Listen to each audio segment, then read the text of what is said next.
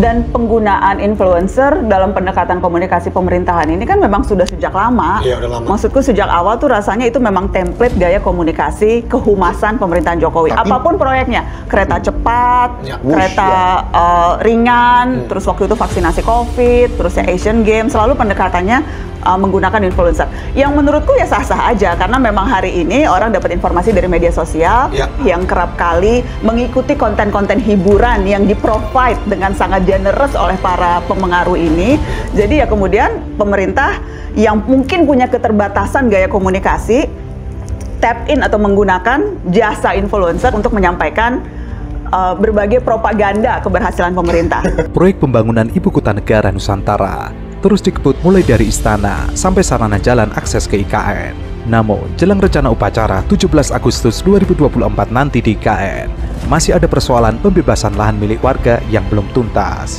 Menko Marves Luhut Binsar Panjaitan mengatakan, memang saat ini masih ada persoalan masalah pembebasan tanah warga. Pemerintah komitmen menyelesaikan peraturan-peraturan yang dianggap belum pas mengenai pergantian tanah dan penegakan aturan yang selama ini sudah ada. Ia mengatakan ada 2.086 hektar lahan yang belum clear statusnya, sehingga perlu dibebaskan mencakup rumah warga, perkebunan warga. Sehingga saat ini, pemerintah berpacu dengan waktu. Pemerintah meminta masyarakat bersabar sampai penggantian diberikan. Tapi menurutku memang akhirnya menjadi kontroversi di kasus IKN, karena kita tahu pada prinsipnya pemengaruh itu kan corong di mana-mana meng-highlight yang positif. Dalam kasus IKN meng-highlight untuk melegitimasi proyek ini. Sementara kita tahu sejak awal bahwa ini proyek yang ambisius, yang bukan hanya dari segi nilai fantastis, yang dampak sosial, politik, budaya, lingkungannya sangat besar, dan banyak tantangan sejak awal. Dari mulai proses pembentukan undang-undangnya yang geradakan, revisinya juga tidak memenuhi proses ketertiban undang-undang, blueprintnya yang berubah-ubah, tiba-tiba kepala otorita dan wakil kepala otoritanya mundur di tengah jalan.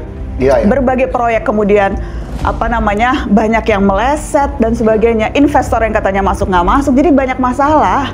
Dan terutama menurutku utamanya adalah warga lokal dan masyarakat adat yang merasa tidak dilibatkan dalam proyek ini, dan itu akhirnya kan jadi clash nih. Sementara itu, Menteri PUPR Basuki Hadimulyono mengatakan pemerintah akan melakukan penanganan sosial dampak kemasyarakatan plus, artinya tidak hanya dibebaskan lahannya, tapi ada relokasi. Relokasi akan dilakukan ke hulu kawasan Sepaku yang merupakan daerah permukiman. Sedangkan untuk lahan perkebunan akan ada pergantian pembebasan lahan. Hal yang sama juga diungkapkan oleh Menteri Agraria dan Tata Ruang, Agus Harimurti Yudhoyono, yang mengatakan lahan seluas 2.086 hektar di Ibu Kota Nusantara masih bermasalah. AHY menyebut, lahan itu masih dihuni oleh masyarakat setempat, sehingga pemerintah perlu melakukan pembebasan lahan lewat sejumlah mekanisme termasuk ganti rugi. Permasalahan lahan seluas ribuan hektar itu telah disampaikan kepada Presiden Jokowi dalam rapat terbatas istana. Sesuai arahan Jokowi, proses pembebasan lahan itu harus menggunakan pendekatan yang baik. Tidak boleh ada satupun masyarakat yang menjadi korban dan merugi tanpa perlindungan. Menurut AHY, sebagian dari total lahan menjadi prioritas pembebasan, salah satunya untuk proyek tol IKN. Luasnya sekitar 46,6 hektar atau kurang lebih 48 bidang tanah. Prioritas lainnya lahan untuk lokasi pengendali banjir di Sepaku, Kalimantan Timur.